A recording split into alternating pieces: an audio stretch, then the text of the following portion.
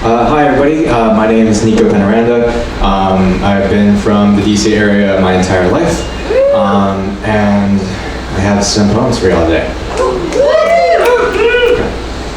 Speaking of that, I think you said you went to Catholic school during your set, right? I went to one too, and it was all boys, and therefore it was worse. Did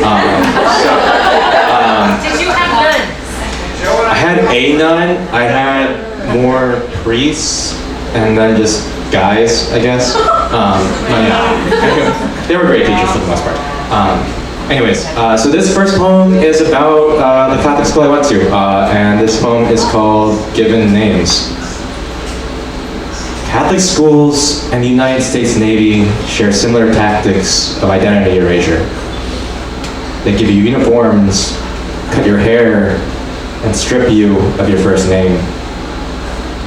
Gauzer, Silvers, Davies. For my father and I, neither name we came in with mattered that much. For both comfort and amusement, we were renamed Panda. Thank you.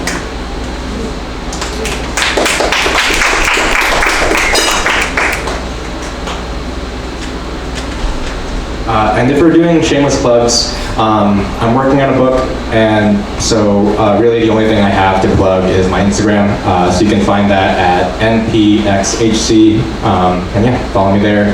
I'll give updates, hopefully soon, yeah. This next poem, I had a really good day today because it felt almost cold enough for me to wear a leather jacket. And this is what this poem is titled. So it's How You Must Have Felt to Your Leather Jacket. Like a boy scratching out of his skin, all blood, sinew, and song staining everything in God's house, so rich and so white, the angels squeezed the color out of you.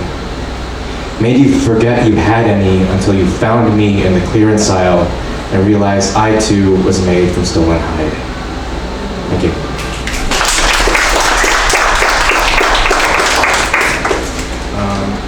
So I've got one more, and thank you to everybody who has performed tonight. Y'all are amazing, and like so widely and differently talented, I can't really believe it. This is a poem I wrote last Tuesday, basically. Reggie texted me about this event, asking me to do it, and though I don't think I wrote this for this event specifically, I think everything has just kind of boiled over and made me want to write this one. It's about my dad, and it's about the way he immigrated over, and kind of about the way, or like how people try to tell his story, or why people try to sort of, or the narrative people shape around that, and how I kind of fucking hate that, frankly. So yeah, free Palestine, free the Philippines, free the Congo, all that shit. Here we go. This is called He Immigrated the Right Way. This is what some folks will tell you about the way my dad came to the US. He was a young engineer in the 1970s and was recruited into the Navy under the provisions of Article XXVII of the military base agreement between the United States and the Republic of the Philippines of 14th of March, 1947. He sent money back to my Lola, paid for my aunt's nurse licensure studies, and a lot more for a lot of others, petitioning for their citizenship one by one. He served 20 years, rose to the rank of Kearsarge Senior Chief, and was stationed around the world, Hawaii, California, tours in Spain and Europe, before settling down in DC, where he had met my mom, got married, retired from active duty, and had me 2 years later. He works in the federal government and still does that today. He immigrated the right way. That is the uncomplicated narrative that even sometimes I want. My dad is also almost completely deaf.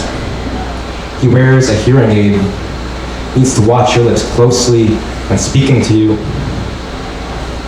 Growing up, I thought this was caused exclusively by working the engine rooms on the ships he was stationed on, but it's genetic. His brother also wears the hearing aid, but he was never an engineer. Two of my cousins speak sign language. And I've been told if I ever get really sick that my hearing will be the first thing to go to. He lost some 30% after his house flooded as a teen, and he got typhoid fever. Another 50 or so when the submarine surfaced too quickly, and the pressure changed so rapidly that blood gushed from his ear canals. My mom said he only has around 10% of his natural hearing capability left these days. He should not have been able to pass the health entrance exam for the Navy in the first place, but someone told him that the hearing test runs like a metronome. So long as he listened for the first beat, he could time the others, and that's how he passed. I do not tell you this so you get to think my dad immigrated the wrong way, or that he somehow doesn't deserve to be here. I'm telling you there isn't a right way. US-Filipino history is such a warped web of treachery, genocide, and damage that I could pull at its seams, tell you that the US caused the flood that first damaged his hearing, and I would be right. This country stole his ears. And in the blaring aftermath, he slipped in and stole citizenship for everyone and anyone he could.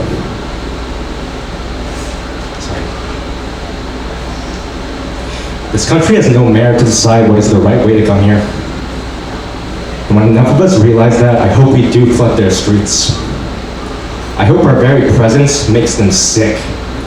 I hope we scream so loudly that we rupture the ears of this great nation and narrative, and every narrative they cling to fucking shatters. Thank you guys.